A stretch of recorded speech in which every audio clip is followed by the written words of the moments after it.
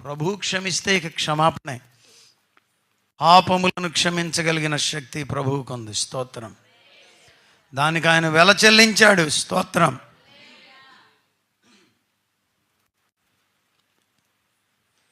నీ కొరకు నా కొరకు 3 గంటల వేళ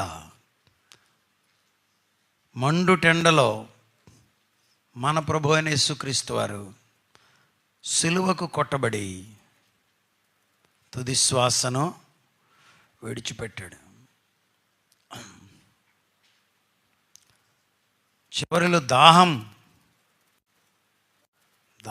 అంటే వారు చేదు చిరకన స్పంజిని చేదులో ముంచి నోటికి అందించారంట.